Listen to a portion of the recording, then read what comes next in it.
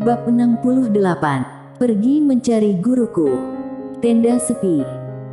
Di depan Mileye, Koenetsu menatap Mileye, wajahnya pucat, dan ada sedikit ketidakpercayaan di matanya. Karena dia benar-benar tidak menyangka bahwa orang di depannya akan berani melakukan sesuatu padanya. Di belakangnya, ada paviliun Suixian. Di sisi lain, mata Nadia Jiang juga memiliki sedikit ketidakpercayaan, karena dia tidak berharap Mileye melakukannya.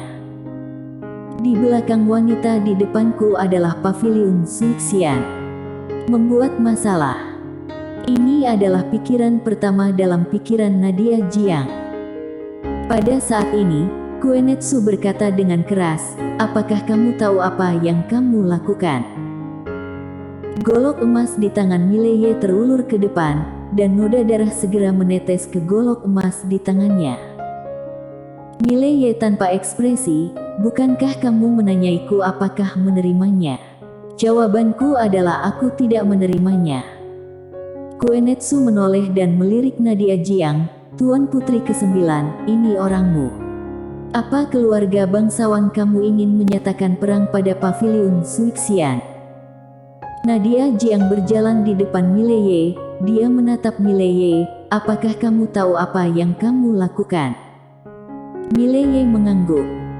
Nadia Jiang berkata dengan sungguh-sungguh, "Konsekuensinya sangat serius." Mileye berkata dengan lembut, "Aku tidak tahan dia menggertakmu seperti ini." Nadia Jiang hanya memandang Mileye seperti itu, "Tapi tahukah kamu?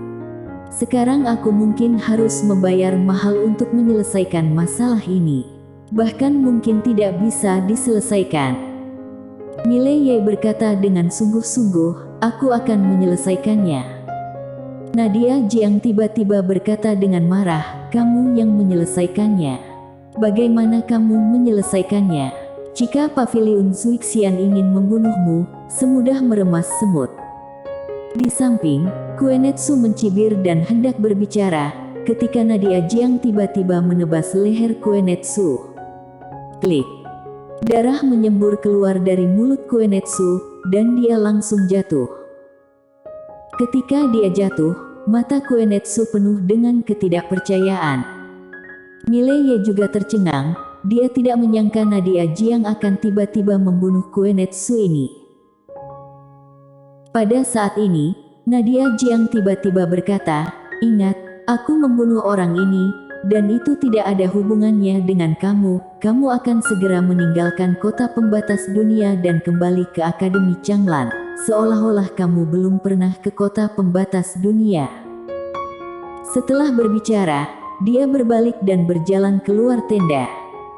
Mileye tiba-tiba berkata, "Apa yang kamu lakukan?" Nadia Jiang menoleh dan memelototinya, "Jangan khawatir tentang aku, sekarang kamu akan meninggalkan kota pembatas dunia, mengerti?" Setelah berbicara, dia berbalik dan meninggalkan tenda. Di dalam tenda, Mileye melirik tubuh Koenetsu di tanah, dan menghela nafas dengan suara rendah, "Apakah aku memang tidak cocok dengan paviliun Suixian?" Di luar tenda, Nadia Jiang baru saja meninggalkan Kang, dan sebelum mengambil beberapa langkah, tekanan tak terlihat muncul di atas barak, dan segera, orang tua berjubah hitam muncul tidak jauh di depan Nadia Jiang. Pada saat yang sama, seorang pria tua dan 3 pria berpakaian hitam muncul di belakang Nadia Jiang. Nadia Jiang melirik orang tua berjubah hitam di seberangnya, "Yang mulia, seharusnya ketua paviliun 9, paviliun Suixian yang baru diangkat, kan?" Ketua gedung paviliun Suixian sebelumnya tiba-tiba menghilang, lalu paviliun Suixian berganti ketua gedung yang baru, dia juga mendengar kabar itu. Orang tua berjubah hitam berkata pelan, "Ya, aku." Mengatakan itu, dia melirik tenda di belakang Nadia Jiang. "Kartu jiwa manajer Su hancur, aku pikir itu seharusnya aku yang membunuhnya," kata Nadia Jiang tiba-tiba. Mendengar ini, mata orang tua berjubah hitam tiba-tiba menyipit, dan cahaya dingin melintas di matanya.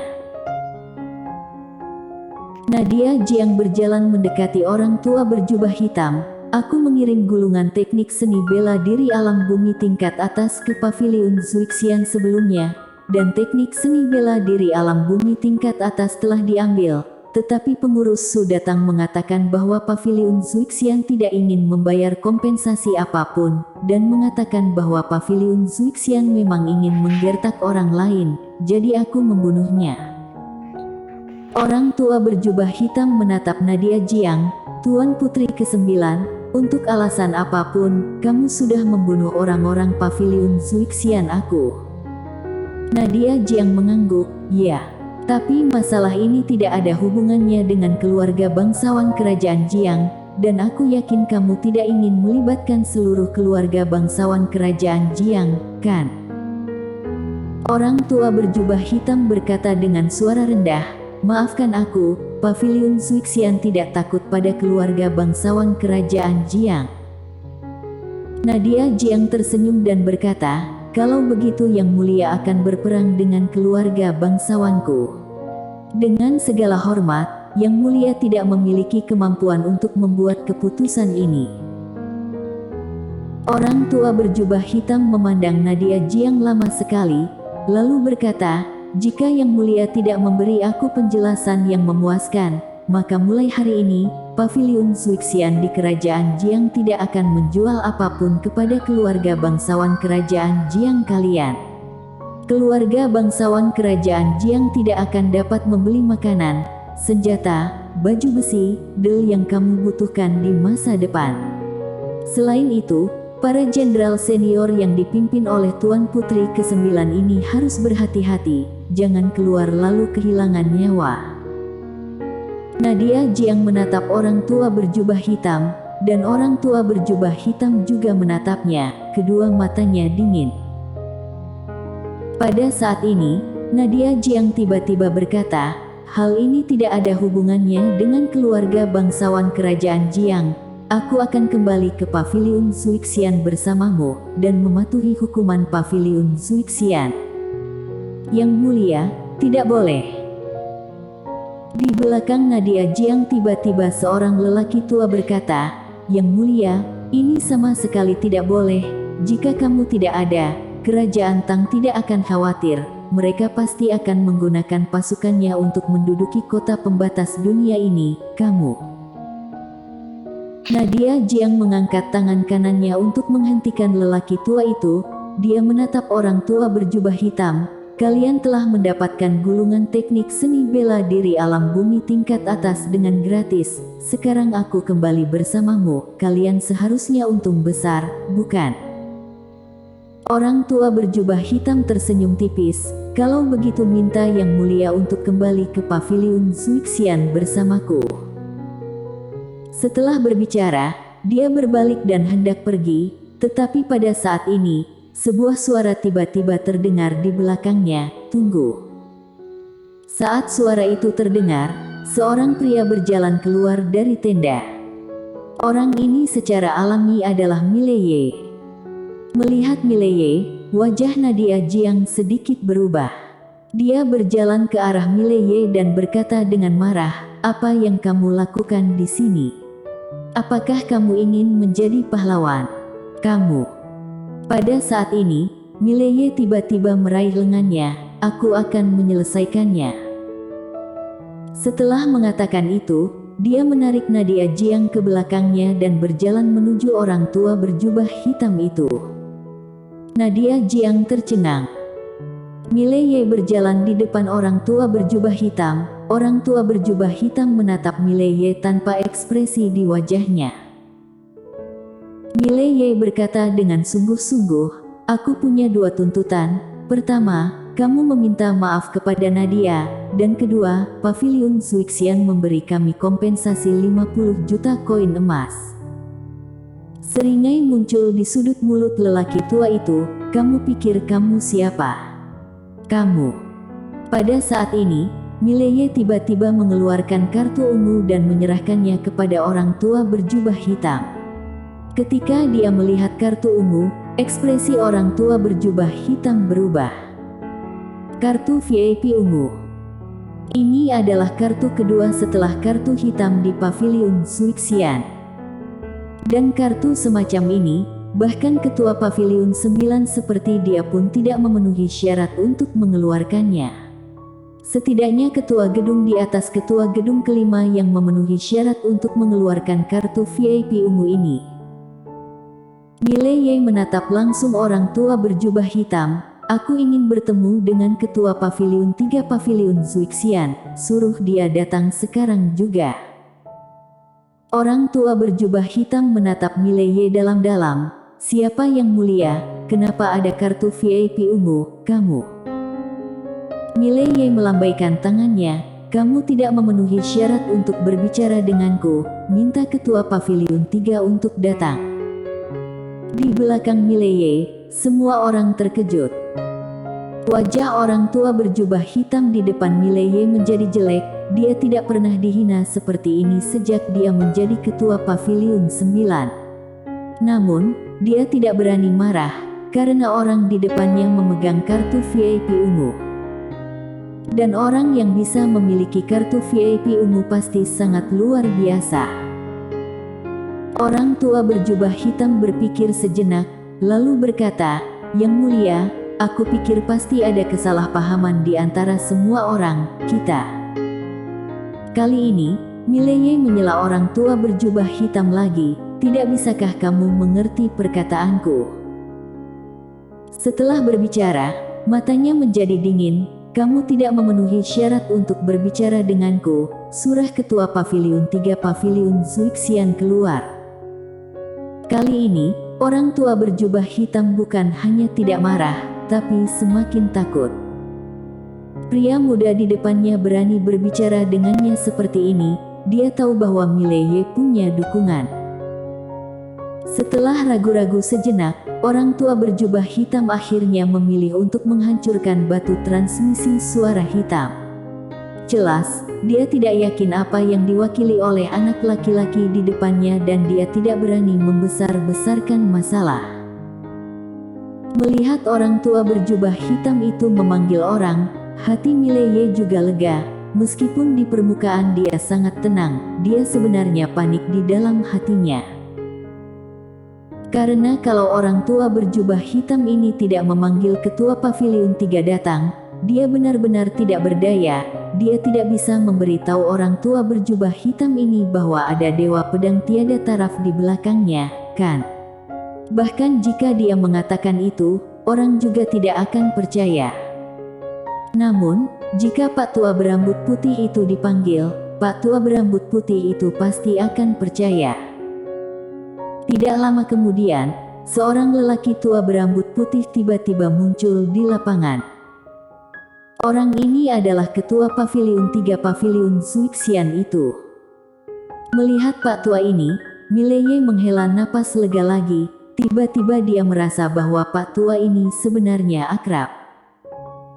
Dan ketika lelaki tua berambut putih itu melihat Mileye, dia juga sedikit terkejut. Lalu dia berjalan di depan Mileye dan berkata sambil tersenyum, "Teman kecil, lama tidak bertemu." Melihat adegan ini, orang tua berjubah hitam tercengang, dan Nadia Jiang dan yang lainnya di belakang Mileye juga tercengang. Begitu akrab. Mileye tidak peduli, dia memberi sedikit hormat kepada lelaki tua berambut putih itu, "Salam senior." Melihat Mileye memberi hormat, pria tua berambut putih itu memiliki sentuhan kekaguman di matanya. Dia tersenyum, "Apakah gurumu baik-baik saja?" Mileye tersenyum, "Tidak apa-apa." Berbicara tentang ini, dia tiba-tiba menjadi serius, dan kemudian memberi sedikit hormat kepada lelaki tua berambut putih itu. "Aku meminta senior untuk membantuku." Lelaki tua berambut putih itu sedikit tercengang, sementara wajah orang tua berjubah hitam di belakangnya sedikit masam. Pria tua berambut putih itu melirik Mileye, "Itu ada hubungannya dengan Paviliun Suixian." Mileye mengangguk, "Sebelumnya aku meminta Tuan Putri ke-9 untuk melelang gulungan teknik seni bela diri alam bumi tingkat atas di Paviliun Suixian, Tetapi di tengah-tengah terjadi kecelakaan, gulungan teknik seni bela diri alam bumi tingkat atas dirampok. Kemudian salah satu pengurus paviliun Zuixian datang dan bilang, karena itu, dia mengulangi kata-kata Kuenetsu dan orang tua berjubah hitam sebelumnya, tanpa menambahkan apapun. Ketika mendengar Mileye mengucapkan kalimat yang diucapkan Kuenetsu, paviliun Zuixian memang ingin menggertak orang. Kelopak mata lelaki tua berambut putih itu melompat. Bagaimana ketua paviliun Han di kapal awan itu bisa mati? Bukankah itu sebabnya dia mengatakan itu? Pada awalnya, kalimat yang sama hampir membuat Dewa Pedang yang tiada taranya melampiaskan amarah kepada seluruh paviliun Zuixian. Meski akhirnya tenang, paviliun Zuixian juga kehilangan dua ketua gedung. Pada saat ini, Mileye membungkuk kepada lelaki tua berambut putih itu lagi. Senior, junior tidak memiliki persyaratan lain, minta saja senior untuk bersikap adil. Pria tua berambut putih itu terdiam. 50 juta koin emas. Bukan jumlah yang sedikit. Tapi, ada Dewa Pedang di belakang orang ini. Melihat lelaki tua berambut putih itu terdiam, Mileye berkata lagi, senior, apakah ada masalah? Jika ada masalah, aku tidak ingin 50 juta koin emas. Saat dia mengatakan itu, dia tersenyum sedih. Guru benar, jika kamu lemah, siapapun akan menggertakmu. Setelah berbicara, dia berbalik dan mengepalkan tinjunya pada Nadia Jiang. Tuan Putri ke-9, kita bertemu lagi lain kali. Ketika suara itu terdengar, dia berbalik dan pergi.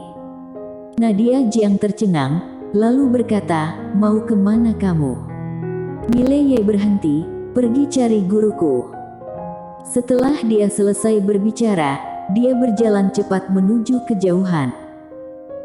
Mileye berjalan ke kejauhan, wajahnya sedih dan marah, seolah-olah dia telah dianiaya, tetapi dalam hatinya dia berteriak dengan panik, Pak Tua, hentikan aku, tolong hentikan aku. Bersambung.